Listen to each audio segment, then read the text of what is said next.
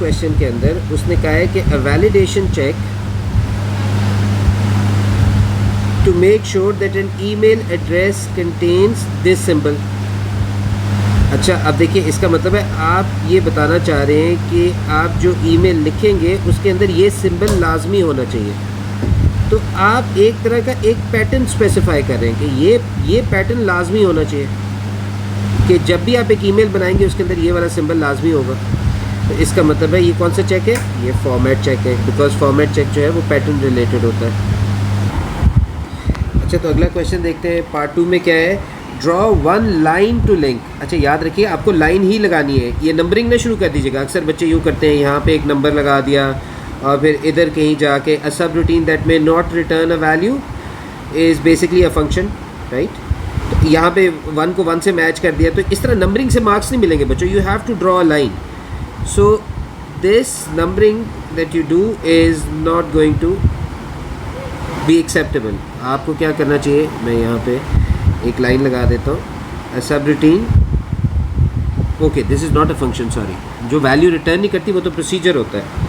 तो a subroutine that may not return a value is a procedure.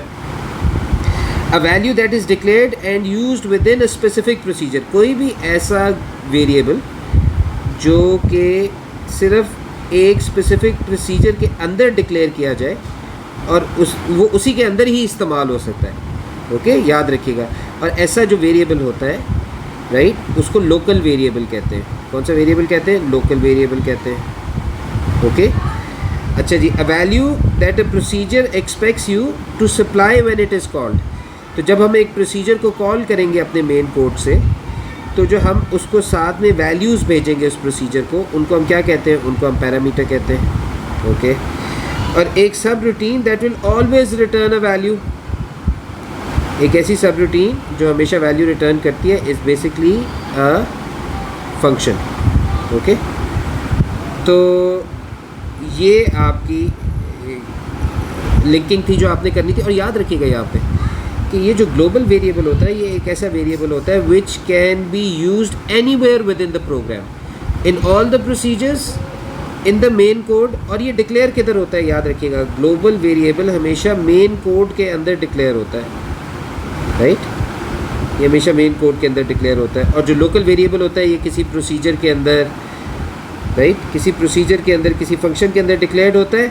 या आप ये भी लिख सकते हैं किसी ब्लॉक ऑफ कोड के अंदर, किसी एक छोटे ब्लॉक ऑफ कोड के अंदर जो वेरिएबल डिक्लेयर होता है वो उसी ब्लॉक ऑफ कोड के अंदर इस्तेमाल हो सकेगा, राइट। तो ऐसे वेरिएबल को लोकल वेरिएबल कहते हैं। तो लोकल वेरिएबल या प्रोसीजर में या फंक्शन में या किसी ब्लॉक ऑफ कोड के अंदर डिक्लेयर होता है और ये सिर्फ उसी के अंदर इस्तेमाल हो सकता है। अब देखिए यहाँ पे वो क्या कह रहे हैं, write pseudo code to use a procedure. आपने प्रोसीजर यूज़ करना है जिसका नाम क्या है, average, that passes the value 25 and 50 to the procedure. तो याद रखिए ये क्वेश्चन को ज़रा गौर से पढ़ लिया करें बच्चों। यहाँ पे वो आपसे प्रोसीजर डिक्लेयर करने का नहीं कह रहा है, बल्कि वो क्या कह रहे हैं, आपने प्रोसीजर को यूज़ करना है। तो आप कैसे उसको यूज़ करेंगे, आप बेसिकली उसको मेन कोड से यूज़ कर रहे होंगे ना।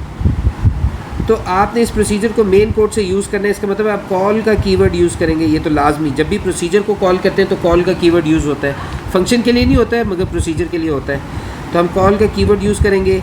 आगे इस प्रोसीजर का नाम, इस प्रोसीजर का आइडेंटिफायर क्या है, इस प्रोसीजर का नाम या इसका आइडेंटिफायर एवरेज है। तो हम इस प्रोसीजर को कॉल करें और इस प्रोसीजर को उसने खुद ही बता दिया है कितनी वैल्यूज़ पास करनी है, 2 वैल्यूज़ पास करनी है। कौन कौन सी पास करनी है, 25 एंड 50।